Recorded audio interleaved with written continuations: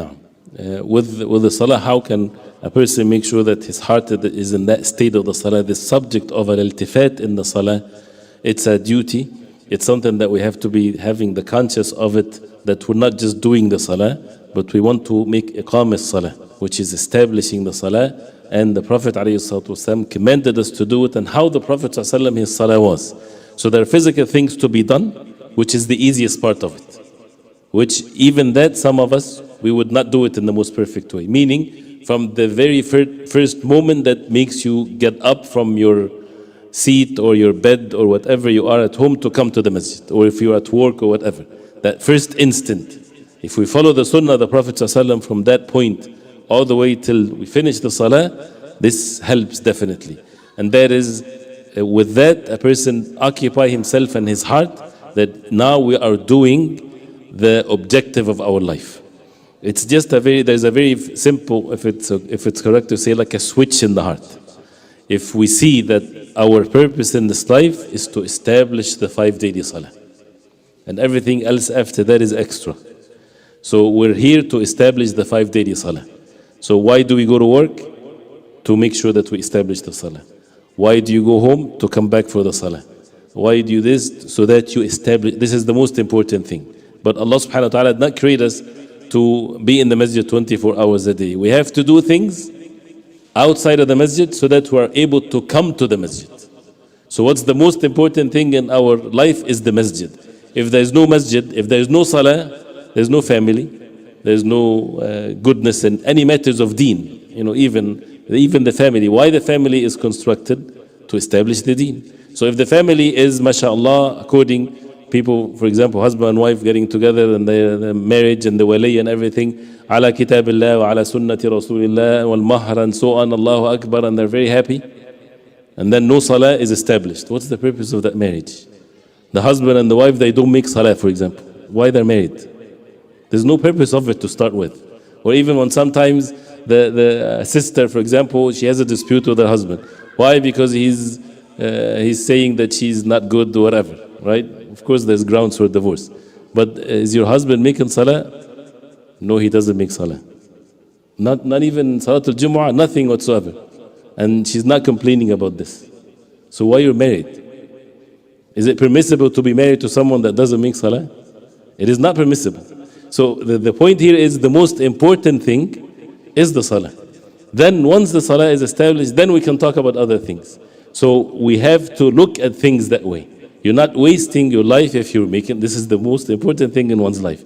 So when we have this importance of the salah, exalting it in our hearts, and then we, from the moment we leave and we make wudu, as even the hadith of the Prophet ﷺ when he said, whoever comes to the salah, لا ينهزه إلا الصلاة, does not make him stand up from his place, anything except the salah. This is the reward when a person does this. لا يخطو خطوة, he does not take a step unless يرفع بها درجة, elevate him a level, expiate a sin, gets a hasana. All of these steps that he goes to the salah is because the reason why he get up is for the salah. Then coming to the masjid and putting away the distractions to the best of our abilities, and it all means so that once we enter the masjid, then we respect the masjid, we exalt the masjid, and then that's why there is tahiyatul masjid, there is sunnah prayer, all of these things to purify the heart, to leave the distractions, so that when a person says Allahu Akbar, he is in completely different state of heart, if it's correct to say, and since has its effect. This is fadl from Allah, this is a bounty from Allah, asking Allah subhanahu wa ta'ala for help. Allahumma a'inni ala dhikrika wa shukrika wa husni ibadatik, the dua that the Prophet ﷺ taught Mu'adh radiallahu anhu to say after the salah. So the physical aspects of the salah, and then the heart is to constantly work on this.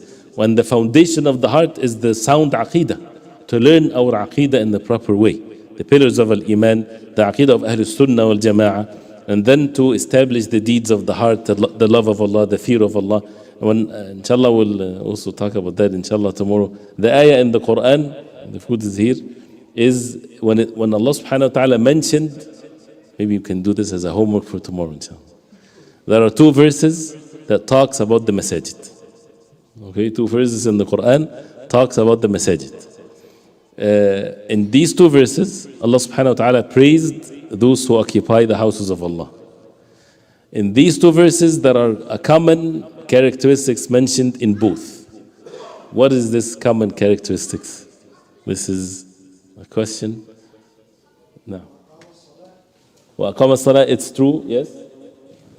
I'll even make it not easier, but more difficult, except establishing the salah and giving the zakah, because they're both mentioned.